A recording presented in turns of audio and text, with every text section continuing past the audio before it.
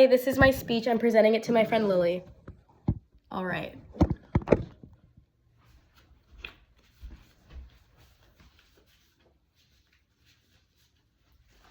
Imagine being trapped in a laboratory with no say, being tested on, and being overall abused. This is the life for many animals all over the world. I myself love animals, and I grew up with many pets, so I feel like I am very credible to talk about this topic of animal testing. Hi, my name is Regina Garmendia. As college students, we are the upcoming generation of buyers, consumers, sellers, etc. Our decisions can lead future impacts of animal testing, leading to the possibility to finally end it, because as we all know, it's awful. Who wants to be testing on poor innocent animals?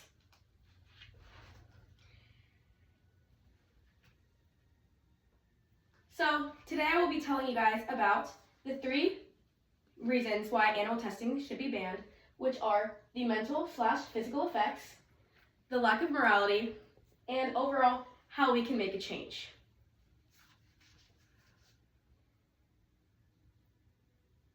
First, I'm going to talk to you guys about Leia, a beagle that was saved. And this right here is a picture of Leia present day. So, Leia was an 11-year-old beagle that was in a laboratory in Ireland, which they tested on labs, on beagles, on German shepherds, all sorts of different, very popular and common dogs. And basically, Leia picked up some habits from her time at the laboratory after she was adopted by Lucy, her now caring caretaker.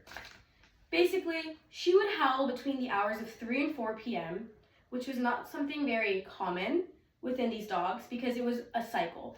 Every 3 to 4 p.m. every day, she would just start howling. So Lucy was starting to get confused about why this would happen. Basically, she came to the conclusion that at this laboratory, basically Leia picked up some habits of her animal testing and abuse and how she would cope with it. So this howling would kind of be like her coping mechanism. And basically, this just shows the long-term effects animal testing has on animals, not just physical, but also mentally.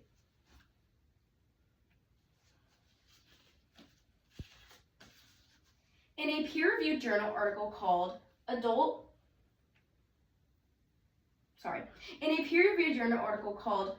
Perpetrated Animal Abuse, a Systematic Literature Review written in 2013, they concluded that they clearly define animal abuse to be all socially unacceptable behavior that intentionally causes unnecessary pain, suffering, or distress and/or death to an animal.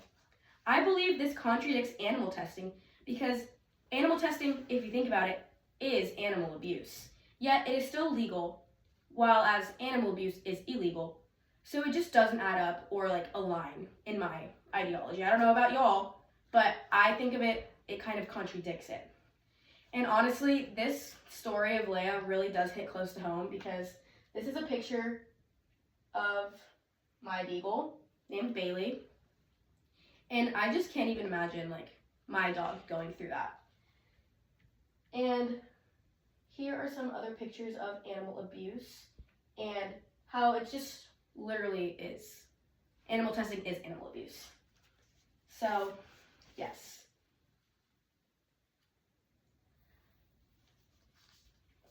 Now that we have listened about Leia's story, next I'm going to talk about the lack of moral values that animal testing has on us as a society overall.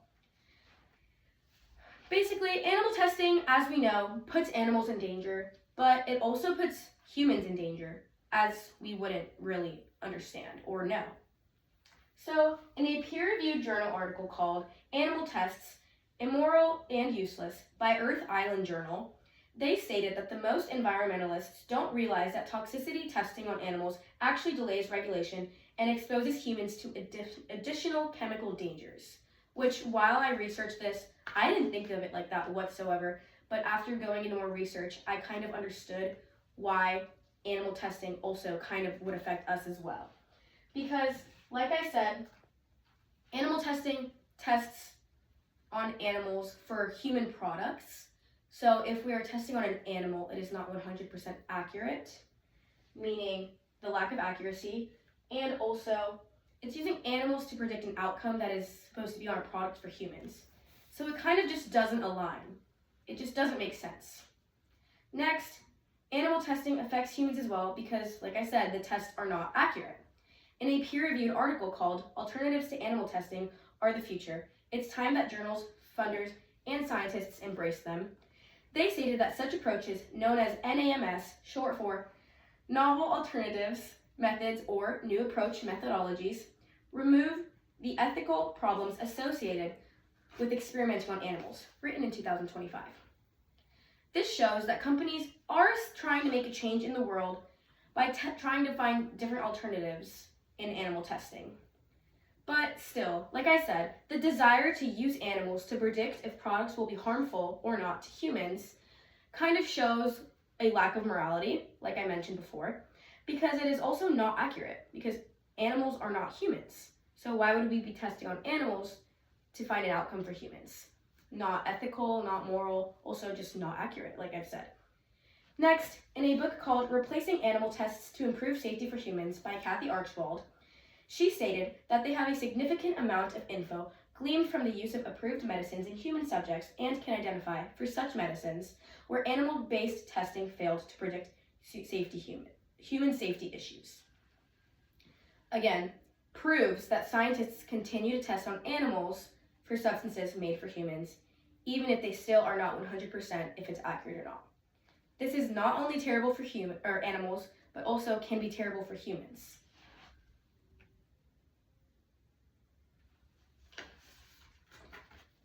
Now, we're going to talk about a solution. Like I said, as college students, we are not always aware about real-world situations. I myself, going into this presentation and research, I was ignorant because of our lack of awareness as next generation. We are full of ignorance and fail to present this in the media. Because how many of y'all have seen animal testing talked about in the media? Because I know I'm on TikTok, I'm on Instagram, Facebook. I haven't seen any of it.